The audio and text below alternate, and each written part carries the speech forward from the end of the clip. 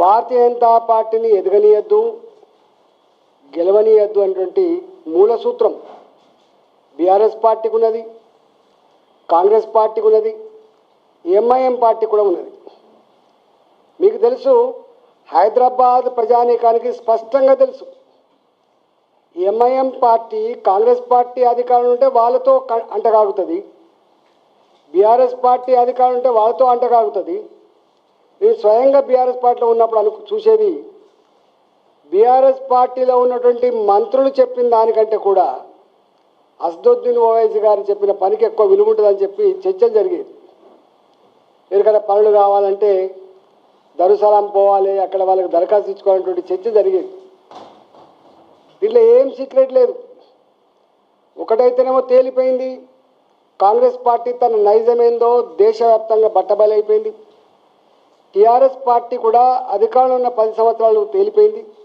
దాని కొనసాగింపే ఇవాళ BRS party మీరు ఓట్లు వేయొద్దు అని చెప్పి విప్పించేటువంటి నీచమైనటువంటి అప్రజాస్వామికమైన పద్ధతికి ఒడిగట్టింది బీఆర్ఎస్ పార్టీ. మేము ఒకటే కోరుతున్నాం, ఈ ఓట్లో ప్రజలు వేసేది కాదు పాపం. 40,000, 50,000, 60,000 ఓట్లు ఉన్నటువంటి హైదరాబాద్ ప్రజలు కార్పొరేటర్లు గెలిపిస్తారు. అంటే ఒక్కొక్క కార్పొరేటర్ 40,000-50,000 మంది ప్రజలకు రిప్రజెంట్ చేసేటువంటి కార్పొరేటర్లు. ఇట్లాంటి అప్రజాస్వామికమైన నిర్ణయాన్ని మీరు సపోర్ట్ చేస్తారా? మీ అంతరాత్మ ప్రబోధం ప్రకారం ఆలోచించుకోమని చెప్పి కోరుతా ఉన్నాం. మీరు నిత్యం చూస్తూ ఉన్నారు, ఇవాళ గతానికి ఇప్పటికి ఎంత చేంజ్ వచ్చిందో.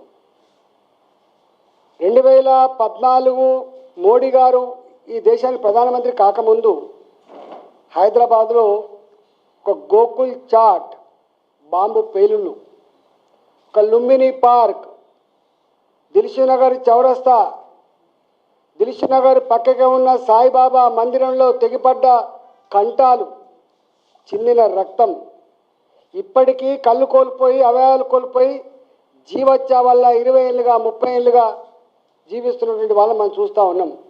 మొన్ననే హైదరాబాద్ అమాయక ప్రజల ప్రాణాలను తీసి రక్తాన్ని కళ్ళ చూసిన దుర్మార్గులకి ఇవాళ ఆనాడు ఎన్ఐఏ కోర్టు ఎట్టయితే శిక్ష వేసిందో ఇవాళ హైకోర్టు కూడా అదే శిక్షను ఖరారు చేసిందంటే మనం అర్థం చేసుకోవాలి.